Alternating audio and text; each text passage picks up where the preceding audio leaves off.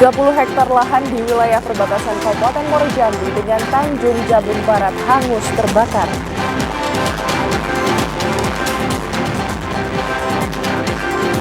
Polda Jambi bersama Polda Sumsel membentuk tim khusus untuk bekerja 3 terduga pelaku perampokan.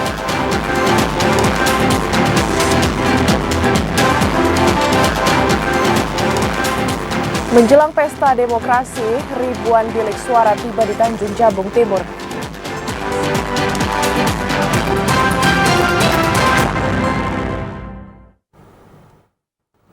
Assalamualaikum warahmatullahi wabarakatuh. Terima kasih Anda masih menyaksikan Jambi Hari Ini, edisi Rabu, 18 September 2024. Ya, selain 3 berita utama tadi, tim redaksi kami juga telah menyiapkan sejumlah informasi penting dan menarik lainnya untuk Anda. Bersama saya Rahmadani Putri dan saya Malika Hijriati, inilah Jambi Hari Ini selengkapnya.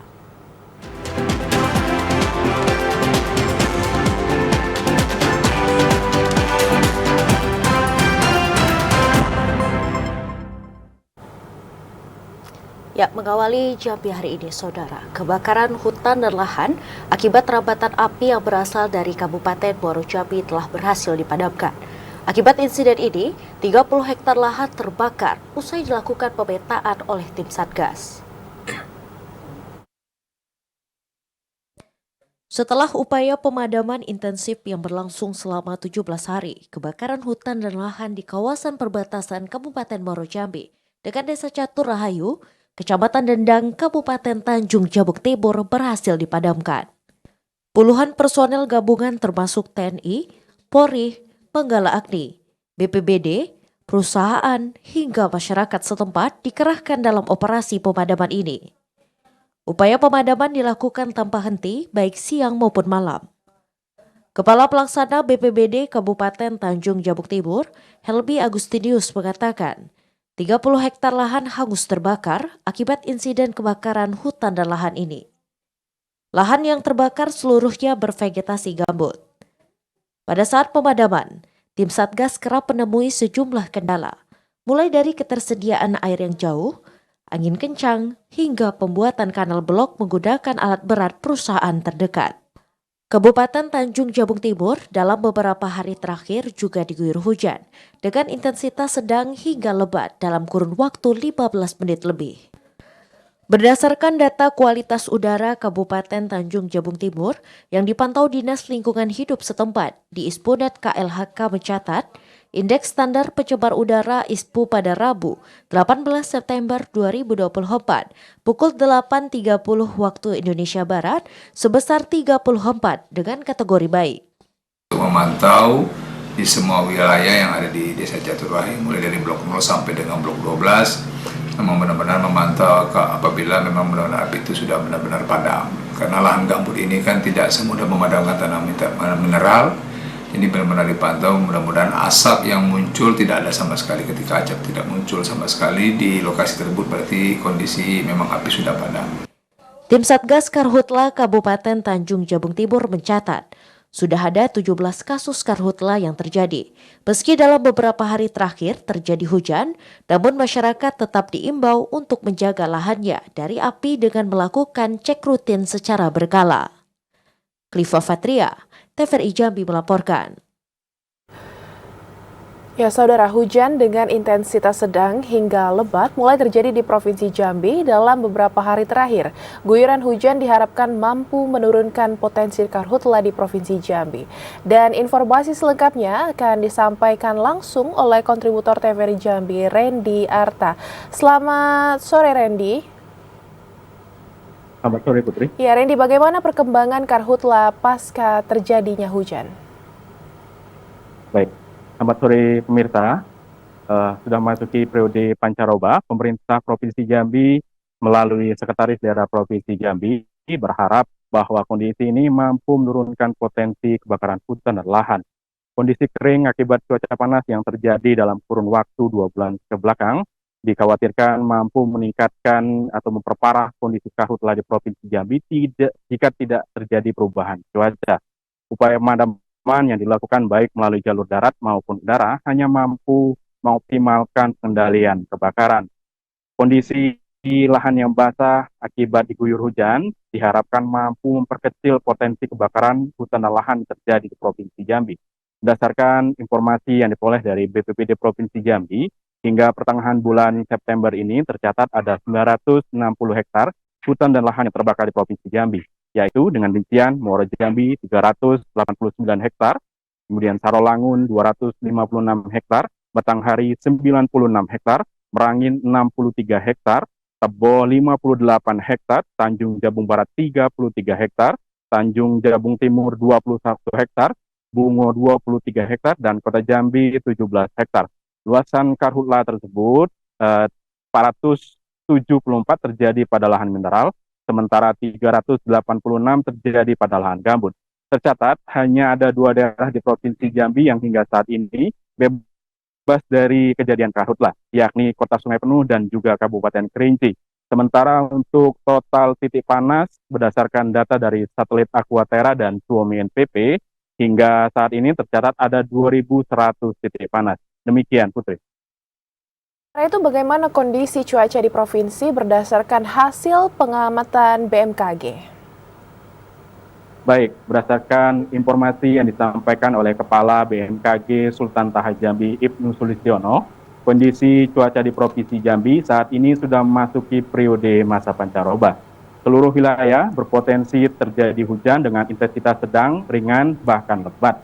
Kondisi ini akan berlangsung hingga masuknya musim kemarau, musim penghujan di akhir tahun 2024. Sementara untuk puncak musim penghujan akan terjadi atau diprediksi terjadi pada bulan November hingga Desember 2024. Demikian, Putri. Randy Arta melaporkan mengenai hujan mampu turunkan potensi karhutla di Provinsi Jambi. Randy Arta, terima kasih atas laporan Anda. Selamat sore dan selamat bertugas kembali. Kita beralih ke informasi selanjutnya. Pemirsa, hujan lebat disertai angin kencang menyebabkan 6 tiang PLN di kawasan Simpang Sungai Duren roboh. Kejadian yang terjadi pada Selasa sore kemarin itu menyebabkan kemacetan lalu lintas.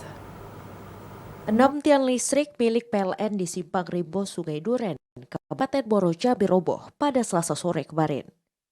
Tiang PLN yang roboh dan melintang di tengah jalan nasional itu menyebabkan kemacetan panjang dari arah Pepayung menuju Mendalo dan dari Mendalo menuju Pepayung. Menurut pengakuan warga setempat, kejadian tersebut diperkirakan terjadi pada pukul 5 sore. Antara jam 5-an, Bang. Jam 5-an, Iya. Bang, ya? Pas hujan lebat tadi, Bang? Iya, pas hujan lebat tadi, Bang. Oh, ini tahunya kapan nih, Bang, gitu kejadian nih, Bang? Pas hujan lebat tadi itu pas kami keluar tiba-tiba udah macet, Bang. Ini melintang di jalan udah. Oh. Bang, mungkin ini ada menimbulkan kekhawatiran enggak untuk kita, Bang? Oh, itu pastilah, Bang. Takut bahaya juga nyetir, Bang? Bahaya, Bang. Ini kabel induk semua soalnya, Bang. Ya, pas sudah macet tadi, Bang, ada mobil masuk ke lorong situ kan. Kira ada apa tadi? Rupa ada tiang listrik sudah rubuh. Bang, ini menimbulkan kemacetan juga, Bang, ya? Iya, Bang, menimbulkan kemacetan parahnya, Bang. Jadi kita juga mengatur, Bang? Ya, kita ngatur dari sudah maghrib tadi, Bang, kita di sini. Kejadian tersebut tak hanya membuat arus lalu lintas mengalami kemacetan panjang, namun juga menyebabkan pemadaman listrik. Petugas PLN baru akan melakukan perbaikan tiang dan jaringan listrik yang rusak pada hari ini. Kemungkinan sampai besok baru bisa dibaiki karena kondisi hujan dan itu tiangnya 6 tiang yang patah kan. Jadi kondisi sekarang tidak bisa. Ini akibat apa, Bang? Akibat hujan, tanah longsor, kemudian dia membawa tiang yang lain. Oh. Kalau padamnya sampai daerah mana nih, Bang? Kalau kondisi dari Sungai Duren sampai ke Tuhe, Betung Luar, Teluk, olahan bahan, nah itu mati. Untuk mengurangi kemacetan panjang, warga setempat berinisiatif untuk mengatur arus lalu lintas. Joko, TVRI Jambi melaporkan.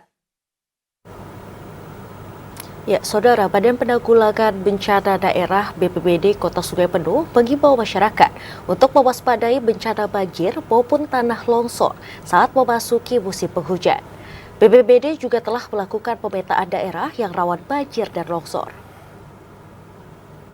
Badan Penanggulangan Bencana Daerah atau BPBD Kota Sungai Penuh mengimbau warga agar selalu waspada terhadap potensi bencana yang bisa terjadi, terlebih memasuki musim penghujan seperti bencana banjir dan tanah longsor.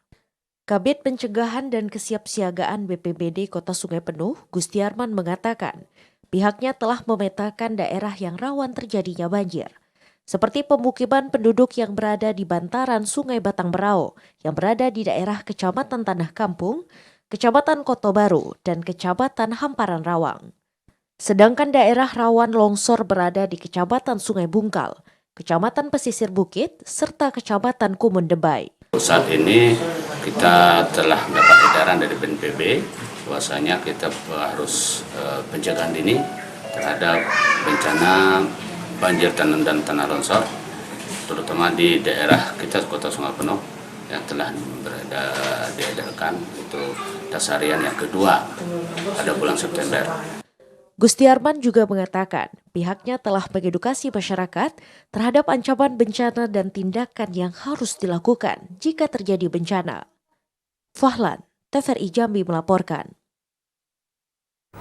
Ya, Saudara, Polda Jambi bentuk tim khusus bersama Polda Sumsel dalam mengejar 3 orang pelaku terduga perampok sopir travel. Ketiga pelaku sudah teridentifikasi dan bakal terus dikejar. 3 pelaku perampokan supir travel terus diburu polisi.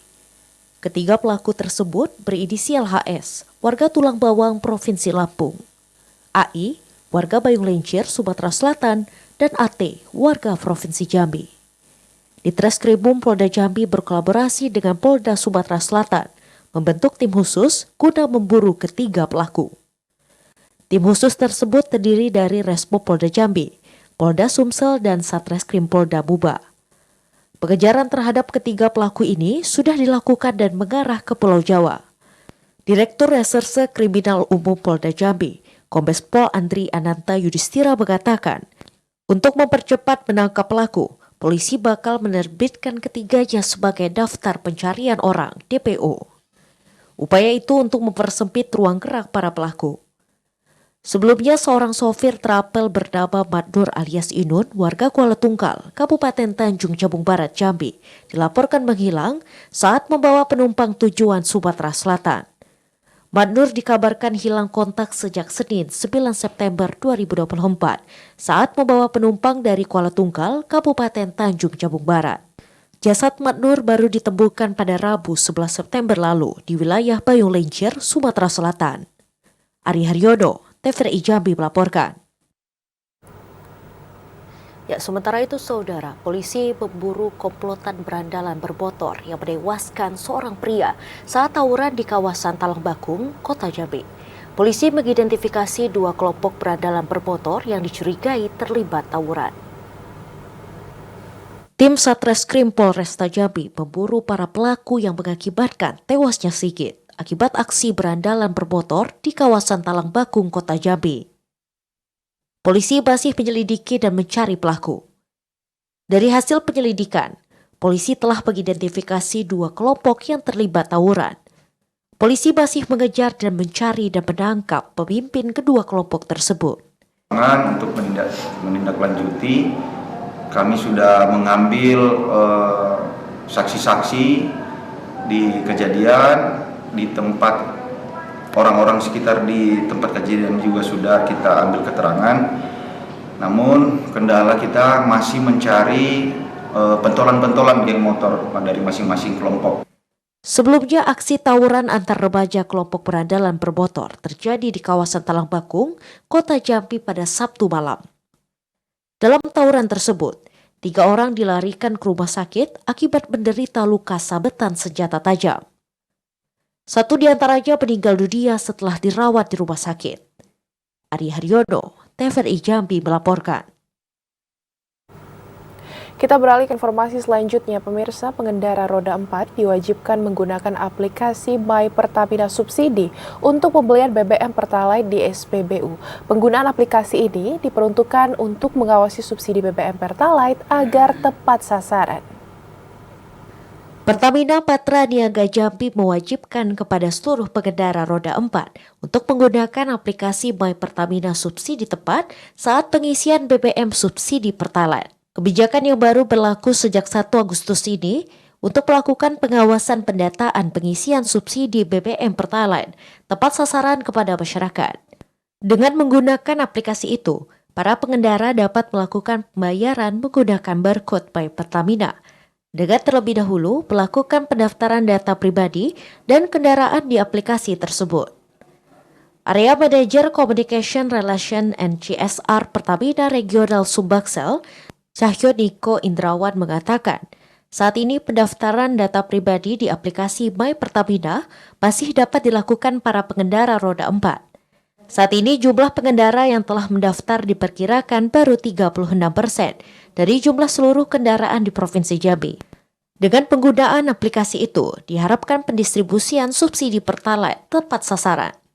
Pertamina Patraniaga Regional Sumbaksel saat ini sedang menggalakkan untuk sosialisasi subsidi tepat Pertalite, gitu ya. Jadi kami menghimbau kepada seluruh masyarakat, seluruh pengguna BBM subsidi kami untuk segera mendaftarkan kendaraannya.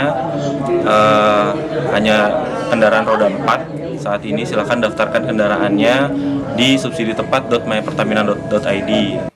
Bagi pengendara yang ingin mendapatkan subsidi tepat, dapat mengunduh aplikasi My Pertamina dan melengkapi data pribadi. Asyar, TVRI Jambi melaporkan. Ya, Saudara, buka pendaftaran KPPS selama 12 hari, tentunya Komisi Pemilihan Umum melakukan di Kabupaten Muaro Jambi. Informasi selengkapnya akan kami hadirkan sesaat lagi, tetaplah di Jambi hari ini.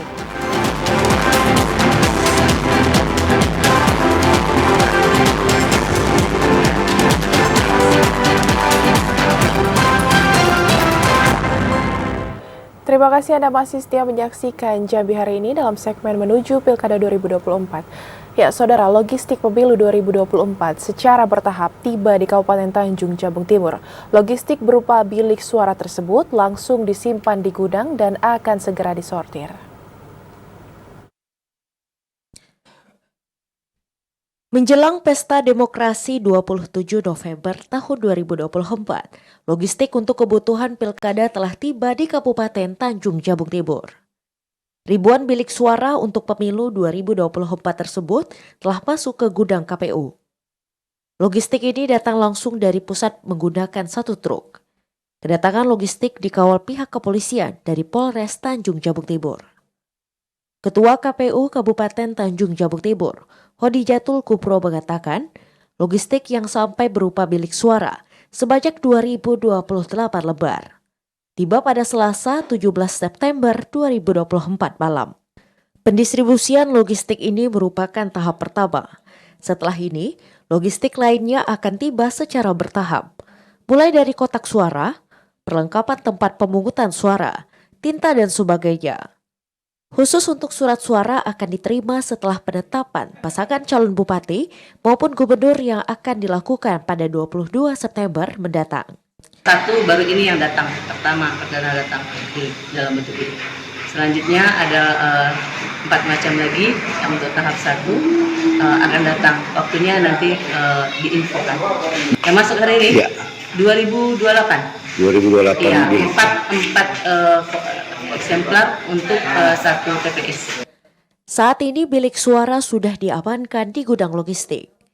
Selain pengamanan dari pihak kepolisian, untuk pengamanan pihak kepolisian, KPU juga menambahkan sistem pengamanan dengan memasang CCTV di gudang logistik. Logistik ini akan didistribusikan ke 507 tempat pemungutan suara di tiap kecamatan 1 hari jelang hari pemungutan suara. Khalifah Fatria, TVRI Jambi melaporkan.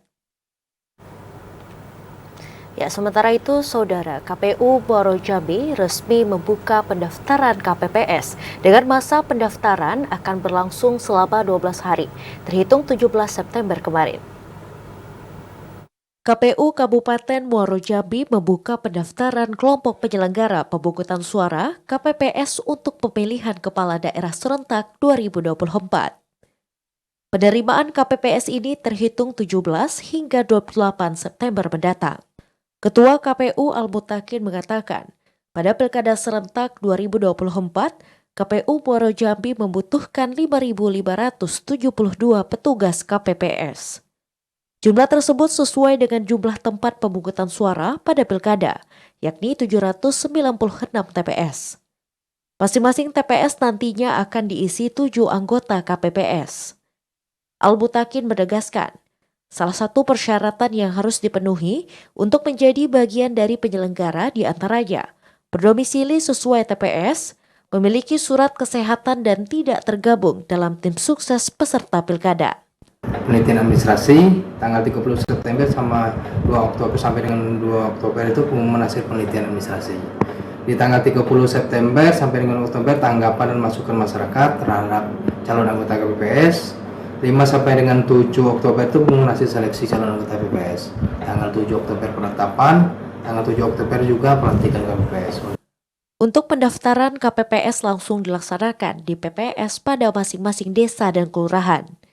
Al-Mutakin berharap petugas PPS dapat menyeleksi anggota KPPS yang memiliki integritas dan berkomitmen untuk menyukseskan Pilkada serentak 27 November mendatang. Azam Afnan, TVRI Jambi melaporkan. Sementara itu, Saudara, KPU Batanghari mulai membuka penerimaan kelompok penyelenggara pemungutan suara dengan 7 orang KPPS yang terpilih akan ditempatkan di setiap TPS yang tersebar di 8 kecamatan. KPU Batanghari mulai membuka penerimaan kelompok penyelenggara pemungutan suara KPPS. Penerimaan KPPS telah dimulai sejak 17 hingga 28 September 2024. Penerimaan KPPS ini dilakukan langsung oleh pihak PPS di setiap desa dan kelurahan. Komisioner KPU Batanghari, Harapan Nami mengatakan, sumber daya manusia masih menjadi perhatian penyelenggara dalam perekrutan KPPS. Sumber daya manusia sangat menentukan kelancaran proses demokrasi agar terhindar dari kekeliruan maupun kesalahan selama pemilihan berlangsung. Pada Pilkada serentak tahun 2024, KPU membutuhkan 3.780 orang yang akan ditempatkan di 540 TPS yang tersebar di 8 kecamatan. Nah, ini rekrutmen KPPS ini sebenarnya adanya di PPS ya. Ada 3 pemungutan suara yang berada di desa kelurahan. Nah, ini nanti akan dimulai pendaftarannya dari tanggal 17 sampai dengan tanggal 28 September ini. Harapan Nami menekankan kepada pihak PPS agar selektif dalam melakukan penerimaan KPPS, agar mendapat petugas KPPS yang berintegritas dalam menjalankan setiap aturan yang telah ditetapkan. Ade Juniawan, TVRI Jambi melaporkan. Ya, Saudara, jelang masa kampanye, pasangan calon bupati dan wakil bupati KPU Batanghari saat ini masih menunggu laporan terkait pembukaan rekening khusus dana kampanye atau RKDK. Informasi selengkapnya akan disampaikan langsung oleh kontributor TVRI Jambi Ade Judiawan, langsung dari Kabupaten Batanghari. Ya, selamat sore Ade. Selamat sore. Ya, Ade, sejauh ini apakah pasangan calon bupati dan wakil bupati Batanghari sudah menyampaikan adanya pembukaan rekening khusus dana kampanye, Ade? Ya, terima kasih pemirsa TVRI Jambi.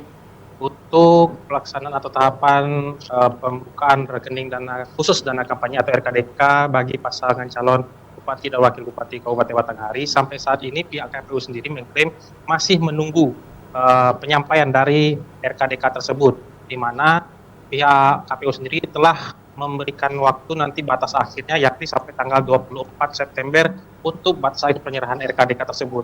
Artinya, 1 hari sebelum pelaksanaan masa kampanye yang tepatnya pada tanggal 25, pihak KPU sudah dapat menerima atau melihat hasil dari RKDK tersebut.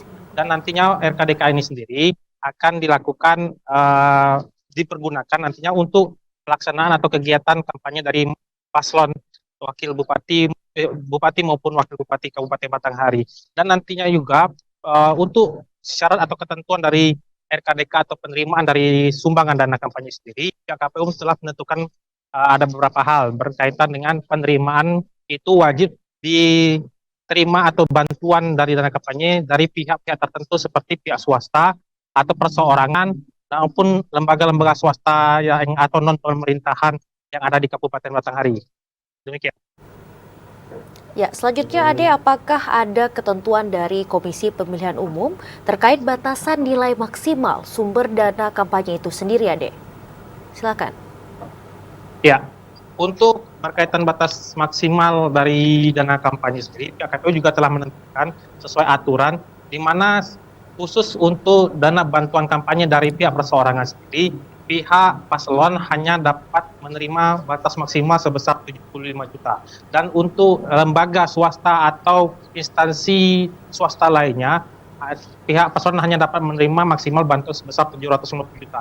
Dan nantinya tahapan-tahapan proses dari RKDK sendiri ini akan juga dilakukan audit, dan tahap awal nanti juga akan dilakukan laporan awal penerimaan dana kampanye, dan nantinya juga akan dilakukan audit terhadap proses dari sumbangan yang diterima dari mana saja terkait identitas dan dari pengirim atau yang memberikan sumbangan terhadap dana kampanye terhadap paslon tersebut. Ini dilakukan untuk meminimalisir agar tidak terjadi adanya sumbangan-sumbangan atau dana kampanye yang bersifatnya dari pemerintahan, sehingga proses pelaksanaan kampanye atau pesta demokrasi pun dapat berjalan lancar dan damai. Demikian. Ya, saat ini KPU masih menunggu penyampaian pembukaan RKDK dan tentunya ada batasan maksimal. Terima kasih Ade atas laporan Anda langsung dari Kabupaten Batanghari. Selamat sore dan selamat bertugas kembali.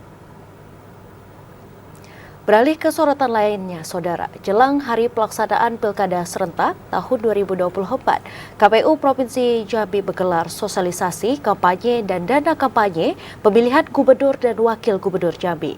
Pelaksanaan sosialisasi, kampanye, dan dana kampanye pemilihan gubernur, bupati, dan wali kota mampu mengurangi potensi-potensi pelanggaran pilkada. Tepat 69 hari jelang hari pencoblosan pemilihan kepala daerah serentak tahun 2024, KPU Provinsi Jambi menyelenggarakan sosialisasi dan dana kampanye pemilihan gubernur dan wakil gubernur Jambi.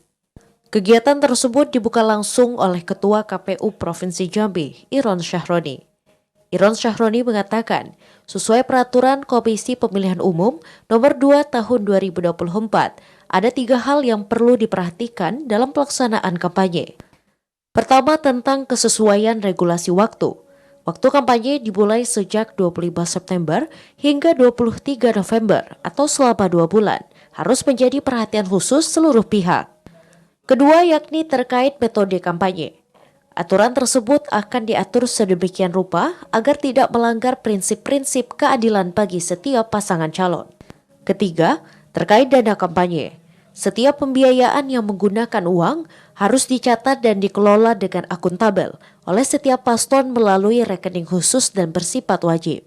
Sumber pendanaan pilkada baik dari partai dan paslon serta dari pihak lain nantinya akan dipertanggungjawabkan melalui audit akuntan publik. Nah, tujuannya adalah karena sebentar lagi kan kita memasuki masa kampanye. Nah, karena itu kami lakukan sosialisasi. Kita lakukan sosialisasi, kita sampaikan informasi-informasi kepada pemangku kepentingan, kepada paslon lewat LO-nya. Sehingga nanti kita berharap ketika sudah memasuki masa kampanye, di tanggal 25 September ini, itu akan masuk masa kampanye. Nah, itu sudah siap untuk melaksanakan semuanya. Iron Syahroni berharap pelaksanaan sosialisasi kampanye dan dana kampanye pemilihan gubernur, bupati, dan wali kota mampu mengurangi potensi-potensi pelanggaran pilkada. Randy Arta, Yazid, TVRI Jambi melaporkan. Saudara Gubernur Al-Haris resmikan pergantian nama RSJD Kolonel Infanteri Haji Muhammad Syukur. Tetaplah bersama Jambi hari ini karena kami akan kembali usai pariwara.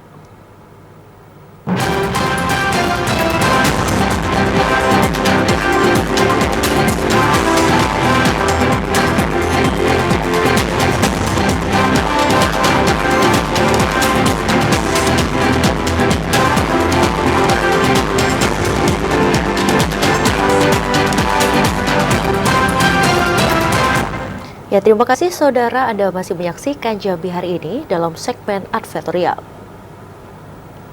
Gubernur Jambi Al-Haris resmi menandatangani pergantian nama Rumah Sakit Jiwa Daerah RSJD Provinsi Jambi menjadi Rumah Sakit Jiwa Daerah Kolonel Infanteri Haji Muhammad Syukur.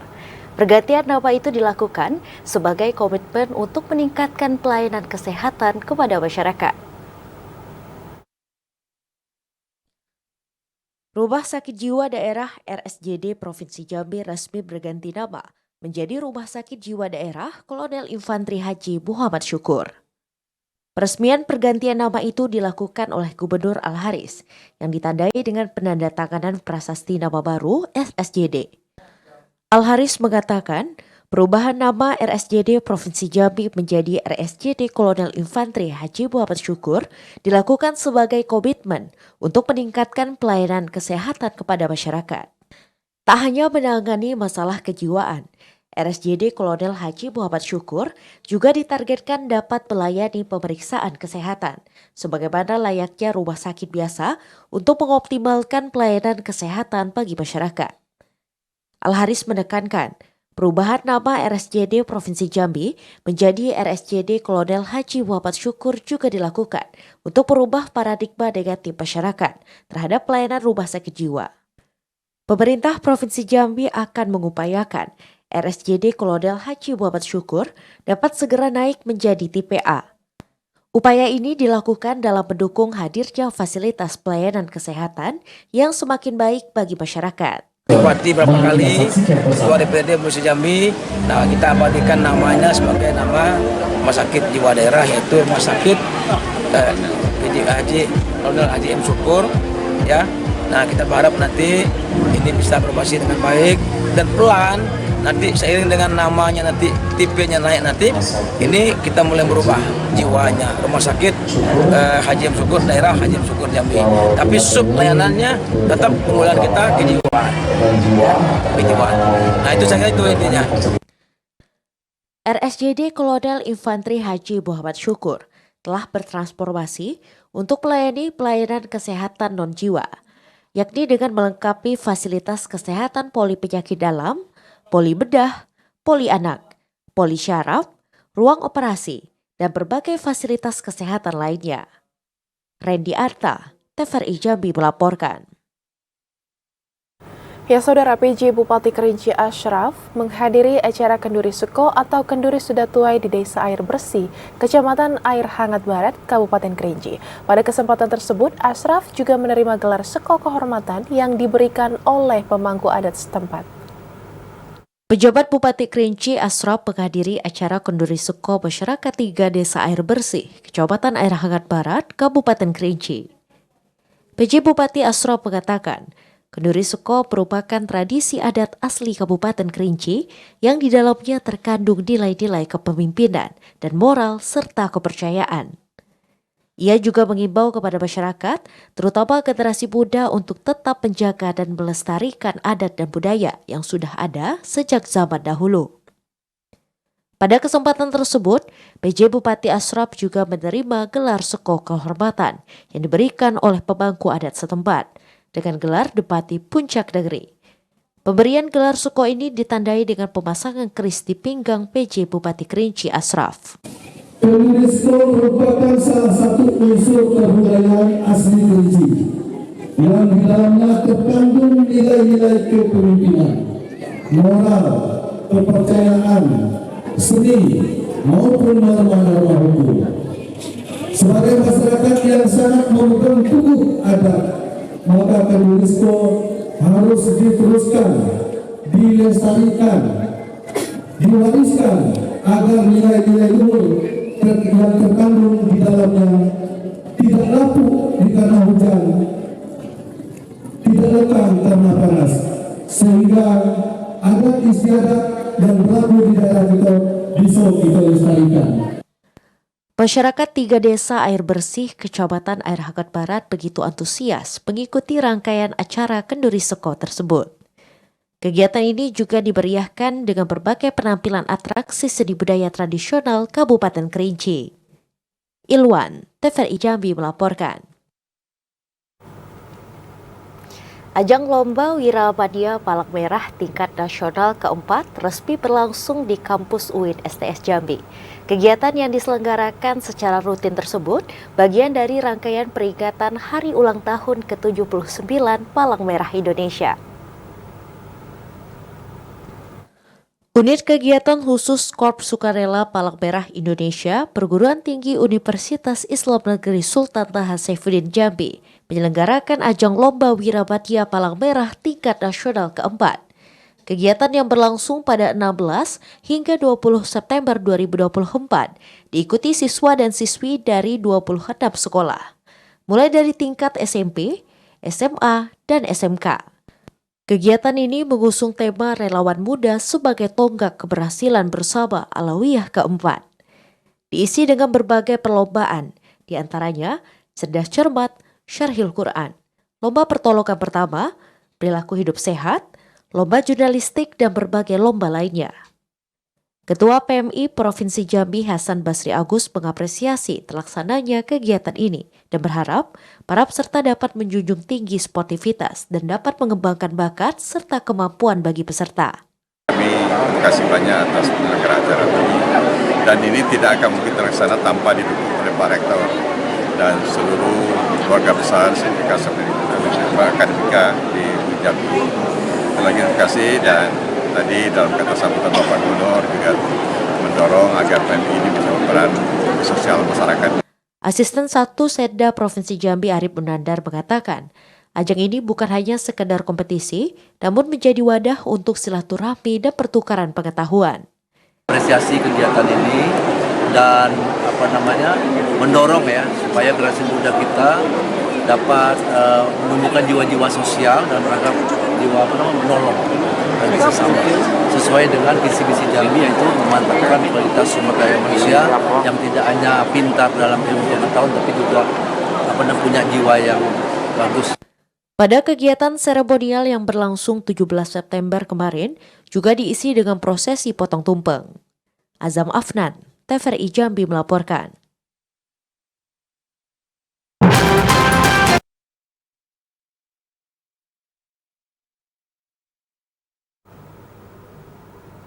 Tidak hanya sebagai tempat wisata, Danau Sipin mulai dikenal sebagai pemasok susu kambing satu-satunya di Kota Jambi. Informasi selengkapnya akan kami hadirkan sesaat lagi, tetaplah di Jambi Hari Ini.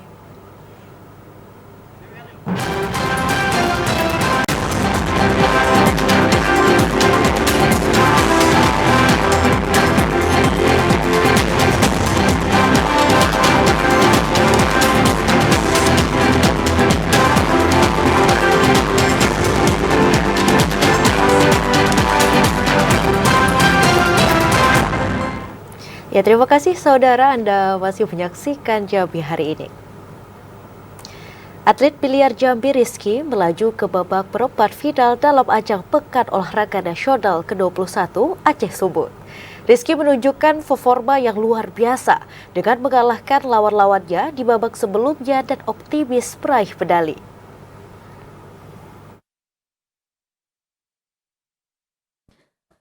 Atlet biliar Jambi Rizky berhasil melaju ke babak perempat final dalam nomor pertandingan bola 9 single putra pada Pekan Olahraga Nasional ke-21 yang diselenggarakan di Aceh dan Sumatera Utara. Saat bertanding, Rizky menunjukkan performa yang luar biasa dengan mengalahkan lawan-lawannya di babak sebelumnya. Pertandingan yang berlangsung di Pardede Hall Sumatera Utara ini menjadi saksi ketangguhan Rizky dalam menghadapi tekanan dan persaingan ketat. Dengan konsentrasi dan ketenangan, Rizky berhasil mengamankan posisinya di babak perempat final, membawa harapan besar bagi kontingen Jambi untuk meraih medali pada ajang bergengsi ini. Selanjutnya, Rizky akan bermain di babak perempat final menghadapi beberapa atlet dari provinsi lain, di antaranya Kalimantan Selatan, Kepulauan Riau, Jawa Timur, dan Bali. Asisten pelatih biliar Jambi Rio mengatakan, cabur biliar Jambi optimis dapat menambah perolehan medali untuk Jambi pada ajang Pekan Olahraga Nasional tahun 2024. Rizky merupakan satu-satunya atlet cabur biliar Jambi yang tersisa. Dua atlet lainnya yakni Joni dan Rio harus rela terhenti di babak 32 besar kategori bola 9 single putra. Sementara itu, Ketua Umum KONI Provinsi Jambi Budi Setiawan berharap Rizky dapat terus melaju dan membawa pulang medali demi mengharumkan nama Jambi di kancah nasional. Andri Wijaya, TVRI Jambi melaporkan. Saudara, kontingen Jambi terus menunjukkan semangat juang pada ajang Pekan Olahraga Nasional ke-21 Aceh Sumut tahun 2024. Dan hingga saat ini, para atlet Jambi masih berkompetensi di beberapa cabang olahraga yang memberikan peluang besar untuk menambah perolehan medali. Dan untuk mengetahui informasinya, kami telah terhubung dengan Koordinator Kontingen Jambi Wilayah Aceh, Muhammad Ali, langsung dari Provinsi Aceh. Selamat sore, Pak Ali. Salam olahraga. Selamat sore, salam olahraga. Assalamualaikum warahmatullahi wabarakatuh. Waalaikumsalam warahmatullahi wabarakatuh. Salam olahraga, Pak Ali. Ya, Pak Ali, saya mau tanya berapa cabang olahraga lagi yang masih diikuti oleh atlet Jambi dan bagaimana peluang medali di cabur tersebut, Pak Ali? Silakan, Pak Ali. Baik, terima kasih. Laporan PON 21 tahun 2024 Aceh Sumut. Ini kebetulan kita posisi berada di Aceh. Sampai hari ini untuk di Aceh itu ada 7 cabur yang masih melanjutkan pertandingan, dan di Sumut 7 juga, tadi ada 14 cabur yang masih berlangsung pada hari ini. Alhamdulillah dari 14 cabur, dan setelah ini sudah kita dapat informasi bahwasanya di Medan sepak takraw itu sudah mendapat medali perunggu, dan di atletik khususnya di Sumatera Utara sudah mendapat medali perak. Alhamdulillah pada hari ini kita mendapat lagi menyumbang 1 medali perak dan 1 medali perunggu dari atletik dan dari sepak takraw. Sampai saat ini kita masih posisi seperti kemarin, yaitu medali emas 6 dan 16 perak dan 24 perunggu per tanggal 18 September tahun 2024 ini. Kita insya Allah kita masih mengikuti kejuaraan PON Aceh Sumut ini.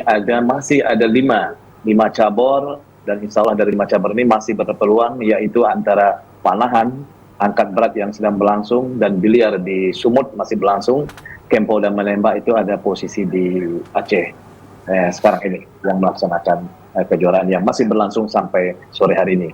Dan pada detik ini juga kita masih jam yang sama sekarang, kita masih mengikuti kejuaraan angkat berat. Mudah-mudahan posisi kita di sekarang merebut medali emas, perak, dan perunggu. Posisi kita tinggal 1 kali angkat lagi. Mudah-mudahan masyarakat Jambi khususnya bisa berpartisipasi dan memberikan support dan doa. Mudah-mudahan atlet kita yang sedang berlaga saat ini, mudah-mudahan bisa mendapat medali untuk Provinsi Jambi, Pak. Iya, Pak Ali, hingga hari ini kira-kira berapa total keseluruhan medali dan cabang olahraga apa saja yang berhasil meraih medali di PON ke-21 Aceh Sumut tahun 2024 ini? Mungkin bisa disampaikan, Pak Ali? Baik, terima kasih. Sampai saat ini Provinsi Jambi mengikuti PON Aceh Sumut ini sudah mendapat 6 medali emas, 16 medali perak, dan 24 medali perunggu. Dari 6 dan 16, 24 medali perunggu ini, kita dari Provinsi Jambi pada awalnya mengirim 34 cabur untuk mengikuti PON Aceh Sumut. Pada sampai hari ini yang telah berkontribusi untuk medali ada 15 cabur.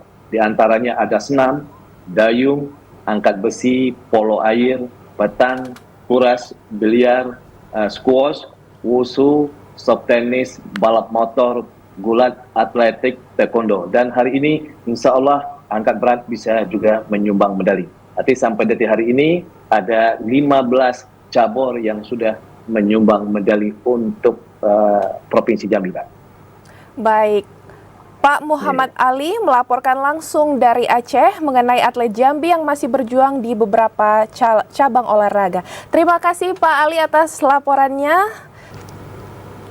Demikian Jambi hari ini, Saudara. Terima kasih atas perhatian dan kebersamaan Anda. Saya Walika Hijriati. Dan saya Rahmadani Putri bersama kerabat kerja yang bertugas. Pamit undur diri. Wassalamualaikum warahmatullahi wabarakatuh dan sampai jumpa.